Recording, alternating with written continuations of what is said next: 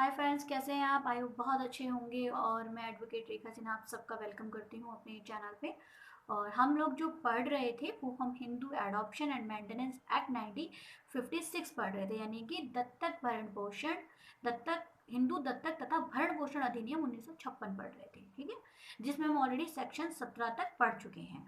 और सेक्शन 17 हमारा क्या कह रहा था? सेक्शन 17 हमारा ये कह रहा था कि कुछ संदायों पर प्रतिषेध, यानी कि कुछ ऐसी पेमेंट है जिसको रोक लगाई गई है, जो आप नहीं कर सकते। ठीक है, यानी अडॉप्शन जब आप देते हैं किसी को, तो अडॉप्शन देने वाला और लेने वाला कोई भी इस तरह की पेमेंट या कोई इनाम या वो चीज़ें नहीं कर सकता, उस पर रोक लगी हुई है। ठीक है, और रोक कौन लगाता है?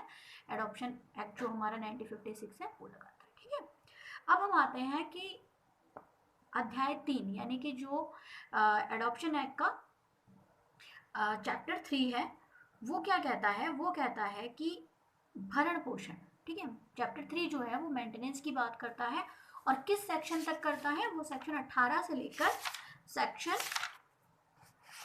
28 तक बात करता है। ठीक है, यानी कि अध्याय 3 में जो भरण पोषण का है वो सेक्शन 18 से लेकर सेक्शन 28 तक की बात करता है। ठीक है, ये जो सेक्शन है इसमें से मेंटेनेंस से रिलेटेड ही चीज़ें बताई गई हैं। देखिए, भरण पोषण का आपने सेक्शन 3 में हमने ऑलरेडी इसकी परिभाषा पढ़ी थी कि भरण पोषण होता क्या है।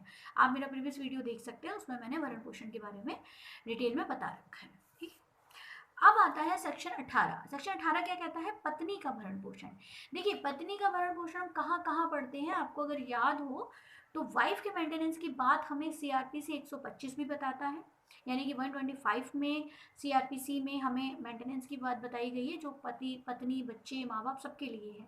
ठीक है, ऐसे हर व्यक्ति के लिए जो एज ए पेरेंट्स या एज ए वाइफ या एज ए चाइल्ड अपने पति से, अपने माता, अपने फादर से या अपने बेटे से मेंटेनेंस मांग सकते हैं अगर वो खुद कैपेबल नहीं है तो। ठीक है, उसके बाद मेंटेनेंस की बात हमने और कहाँ पढ़ी है? और हमने पढ़ी है हिंदू विवाह अधिनियम, हिंदू मैरिज एक्ट के सेक्शन 24 और सेक्शन 25 में। सेक्शन 24 हमें क्या दे रहा था? इंटरिम मेंटेनेंस, यानी कि जब हमारा केस पेंडिंग रहता है उस बीच में जो अंतरिम आदेश होता है, अंतरिम खर्च भरण पोषण का जो आदेश होता है उसको बोला जाता है। ठीक है, इंटरिम, अंतरिम जिसको हम बोलते हैं उसको हम इंग्लिश में इंटरिम बोलते हैं। ठीक है, और सेक्शन 25 जो था वो भी वाइफ के मेंटेनेंस की बात करता है, वो परमानेंटली मेंटेनेंस की बात करता है, यानी स्थायी रूप से भरण पोषण का निर्वाह के लिए भरण पोषण का राइट जो होता है। ठीक है, तो आपको पता चल गया कि हमने मेंटेनेंस को कहाँ कहाँ पढ़ रखा है। हमने 125 सीआरपीसी में पढ़ रखा है, हमने हिंदू मैरिज एक्ट के सेक्शन 24 और 25 में भी हमें मेंटेनेंस ही बता रखा है। किसके लिए? वाइफ के लिए। ठीक है, अब आता है सेक्शन 18 हमारा क्या कहता है? एडॉप्शन एंड मेंटेनेंस एक्ट का। तो 18 ये कहता है, 18 का 1 ये कहता है कि देखिए, 18 का 1, 18 कहता है पत्नी का भरण पोषण। ठीक है, 18 का 1 कहता है कि इस धारा के उपबंधों के अधीन यह है कि हिंदू पत्नी, चाहे वो इस अधिनियम के प्रारंभ के पूर्व या पश्चात विवाहित हो, उसे अपने जीवन काल में अपने पति से भरण पोषण पाने का हकदार होगी।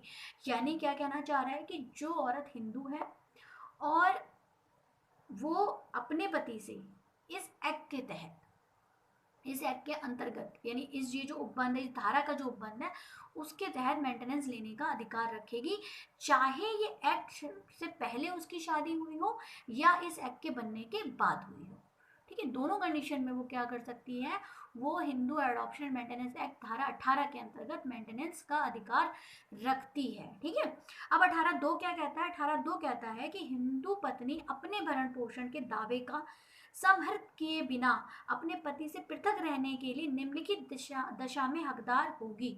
यानी कि ऐसी शर्तें, ऐसा टाइम पीरियड जिसमें वो अपने पति से अलग रह रही है, कुछ ऐसी शर्त कंडीशन है जिसके कारण उसे अलग रहना पड़ रहा है और वो उसमें मेंटेनेंस पाने की हकदार होगी, तो वो कौन कौन सी है?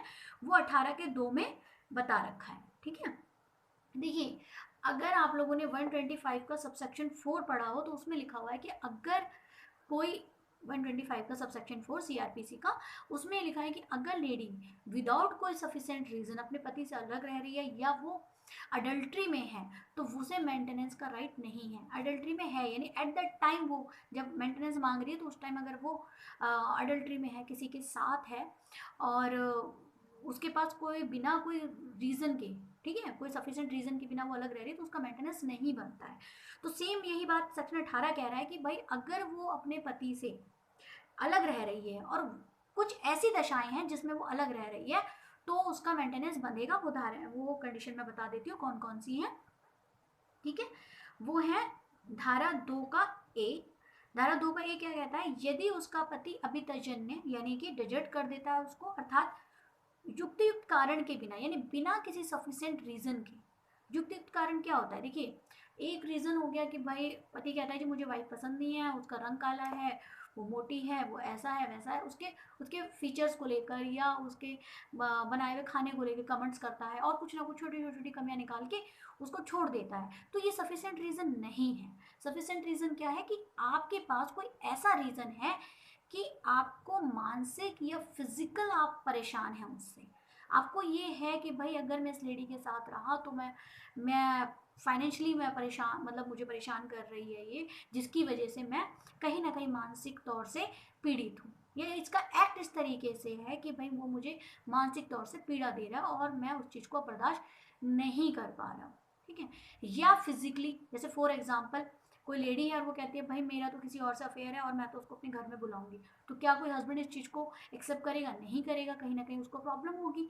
या फिर वो कहती है कि नहीं भाई मेरी तो डिमांड है कि आप मुझे डायमंड नेकलेस ला के दो, और पति की सैलरी उतनी है नहीं और वो नहीं ला के देता है तो उस पर हाथापाई करती है और उसको इस तरीके से मारपीट करती है, या उसकी फैमिली इस तरीके से मारपीट करती है कि वो उसके साथ नहीं रह सकता, अगर वो रहेगा तो कहीं ना कहीं उसकी जान को डर है, जान को खतरा है, ठीक है। तो वो क्या करता है, ऐसे हालत में वो उसको छोड़ देता है, त्याग देता है। तो यहाँ तो सफिशिएंट रीजन हुआ, लेकिन वो कहे जी इसका रंग साफ नहीं है या ऐसी है या वैसी है, छोटी छोटी चीजें उसमें निकाले जिसका कोई तुक नहीं है, कोई बिना बिना बेस की बातें हैं ना, तो वहां पे वो युक्त रीजन नहीं होगा। तो यही बात इसने कही है कि अगर कोई हस्बैंड अपनी वाइफ को बिना किसी सफिशिएंट रीजन यानी युक्त कारण के त्याग देता है, छोड़ देता है, या उसे क्या करता है उसकी इच्छा के विरुद्ध, लेडी नहीं चाहती कि उसका पति उसको छोड़े, वो उससे अलग नहीं होना चाहती, लेकिन हस्बैंड क्या करता है कि नहीं भाई मुझे तो नहीं रहना और वो उसको छोड़ देता है, ठीक है। तो या फिर वो उसकी जानबूझकर उसकी उपेक्षा करता है, यानी उसको नेग्लेक्ट करता है, उसको रिफ्यूज करता है, उस पर ध्यान नहीं देता है, ठीक है। तो ऐसी कंडीशन में जो वाइफ है वो मेंटेनेंस लेने का राइट रखेगी। ये क्या क्या कौन बताता है, ये 18 का सब सेक्शन 2 का ए बताता है, ठीक है। तो ये चीज आपको क्लियर हो गई। अब सेकंड है कि इसी का 18(2) का सबसेक्शन 2 का ही बी पार्ट है, वो क्या कहता है कि यदि उसका पति उसके साथ ऐसी क्रूरता का व्यवहार करे जिससे उसके मन में इस बात की युक्ति तो आशंका पैदा हो कि उसका पति के साथ रहना अब हानिकारक या क्षतिकार होगा। एट द मीन्स ये है कि अगर उसका हस्बैंड उसके साथ ऐसा बिहेवियर करता है, उसका कंडक्ट ऐसा है कि वो बहुत ज़्यादा क्रूरल्टी वाला है, मतलब वो इतना ज़्यादा व्यवहार करता है, उसके साथ मारपीट करता है कि भाई उसको लगता है कि नहीं अब मैं तो इस बंदे के साथ नहीं रह सकती, और उसको ये डर है कि ये मुझे मार देगा। तो ऐसी सिचुएशन में उसका जो डर है, उस सिचुएशन में भी वो अलग रहकर अपने पति से मेंटेनेंस ले सकती है, ठीक है। देखिए इसको समझिए, फॉर एग्जाम्पल ए है, वो वाइफ है, बी जो है उसका व्यवहार इतना गंदा है कि वो उस पर हाथापाई करता है, उसको बहुत बुरी तरह से मारता है, ठीक है। अब उस लेडी ने क्या किया, उसने फैसला किया कि मैं इसके साथ नहीं रहूंगी, और उसने क्या करा, वो पति का घर छोड़ दिया उसने, और उसने कोर्ट में एक अर्जी दाखिल कर दी मेंटेनेंस के लिए, ठीक है। अब मेंटेनेंस के लिए जब उसने दाखिल की तो मान लीजिए देखिए मेंटेनेंस 125 में मांग सकती है, वहां पे भी ये रीजन है कि अगर उससे बहुत ज़्यादा क्रुएल्टी होती है, बहुत ज़्यादा मारपीट होती है, तो वहां पे वो अपने पति से अलग रहकर भी खर्चा ले सकती है, वहां भी ये बात कही गई है, ठीक है। तो अगर वो उससे उसके साथ, अब वो क्या हुआ, कोर्ट में जब मैटर गया तो उसको बोला ठीक है एक बार ट्राई करके देख लें आप, हो सकता है आपकी फैमिली बहुत अच्छी चल जाए तो एक बार आप देख लें।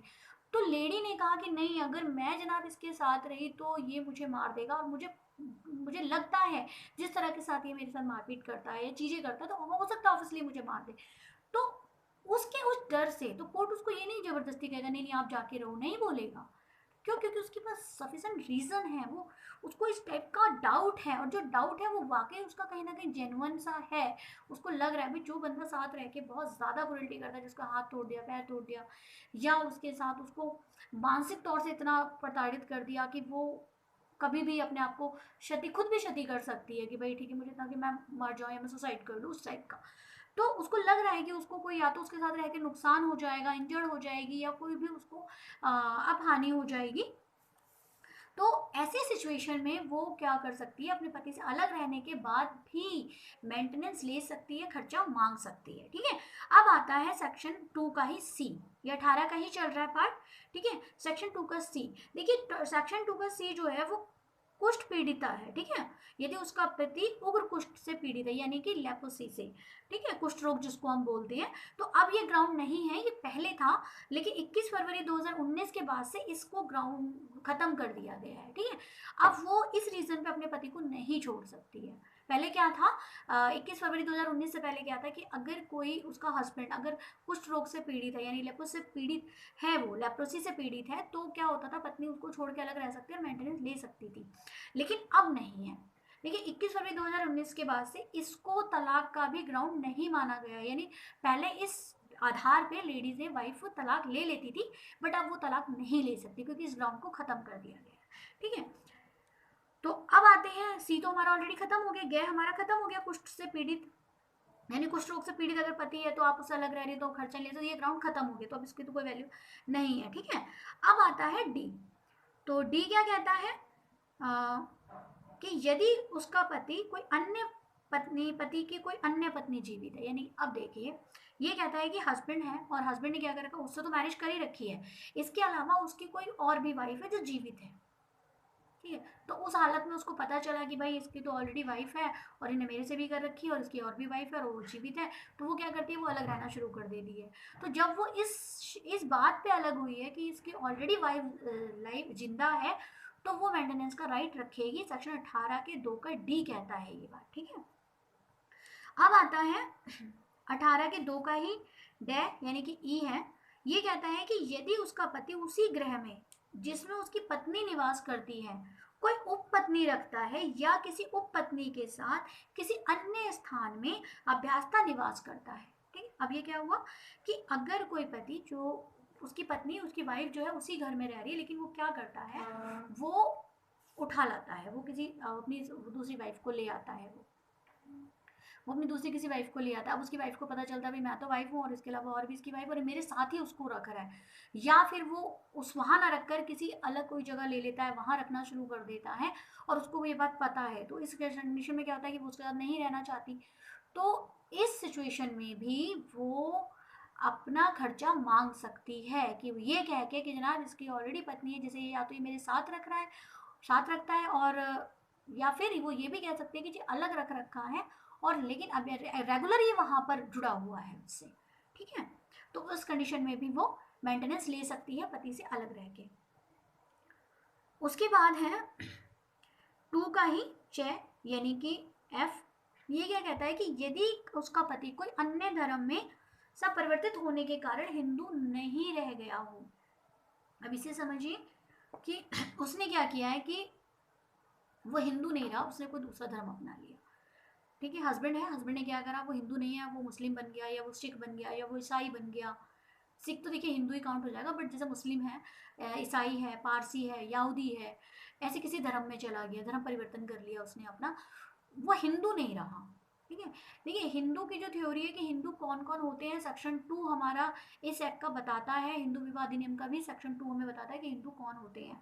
ठीक है, तो सिख जो है वो हिंदू ही होते हैं, लेकिन उसने कुछ ऐसा धर्म परिवर्तन कर लिया जो हिंदू में नहीं आता है, तो वहां भी उसकी पत्नी उससे मेंटेनेंस लेने का राइट रखेगी। ठीक है, अब आता है 2 का 6 यानी कि जी, ये कहता है कि यदि उसके पृथक होकर रहने पर कोई अन्य न्यायोचित कारण है, यानी कि अब देखिए सब कुछ तो उन्होंने बता दिया कि भाई क्रूरल्टी हो रही हो, उसको डेजर्ट कर दिया गया हो, उसके पति ने धर्म त्याग कर परिवर्तन कर लिया हो, या किसी अन्य उसके अन्य किसी पत्नी के साथ रह रहा हो, या उसी घर में निवास करवा रहा हो उसको, ये सब चीजें तो उन्होंने बता दी, धर्म परिवर्तन नहीं बताया। अब इन्होंने बोला कि उसके अलावा अगर उसके पास कोई न्यायोचित कारण है, यानी कि कोई भी रीजनेबल उसके पास ग्राउंड है जो कि एज ए जस्टिस है, न्याय की नजर में जो उचित है, ठीक है, तो भी वह अलग होकर खर्चा ले सकती है, ठीक है, लेकिन रीजनेबल होना चाहिए।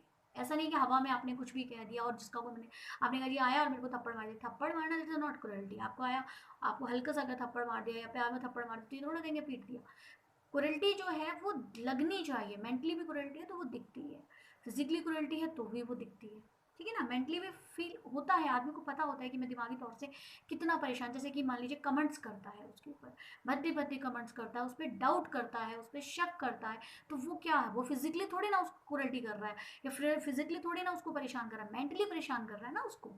तो इस तरह का, ठीक है, तो इस तरह का अगर कोई भी उसके पास ऐसा कोई उसका पास कोई रीजनेबल रीजन है जो न्याय उचित हो, यानी जो जो न्याय की नज़र में उचित है, लॉ की नज़र में कानूनन है, तो वहां पर भी वो अलग रहकर खर्चा ले सकती है, ठीक है। अब आता है सेक्शन 18 का 3। देखिए 18 का 3 क्या कहता है कि यदि कोई हिंदू पत्नी असती है, या देखिए असती का मतलब यहाँ वर्ड है सती से, ठीक है, यानी कि सती ना रह गई हो।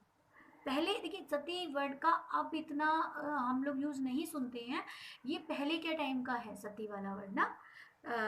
या किसी अन्य धर्म में सपरिवर्तन होने के कारण हिंदू ना रह गई हो, ठीक है, यानी कि यह ना तो वो सती रह गई हो, यानी सती सेटमेंट क्या होगी कि एक ही पति के लिए, जो कहते हैं ना कि भाई पति वर्ता पत्नी, तो वही उसी के लिए है, तो वो अब उसके साथ नहीं है, उसके लिए नहीं है वो। दूसरा, उसने अपना धर्म बदल लिया है और वो हिंदू नहीं रही है, या फिर वे अपने पति से पृथक निवास करने बरकरार नहीं होगी, तो वहां पे क्या होगा, अगर वो अपने पति से अलग रह रही है तो वहां पर वो मेंटेनेंस लेने का राइट नहीं रखेगी, ठीक है। देखिए सती ना रह गई, सती ना रहने का देखिए पहले इस वर्ड का मतलब था, जैसे पुराने टाइम में क्या होता था कि हस्बैंड मर गया तो उसी के साथ वाइफ भी सती हो जाती थी, ठीक है।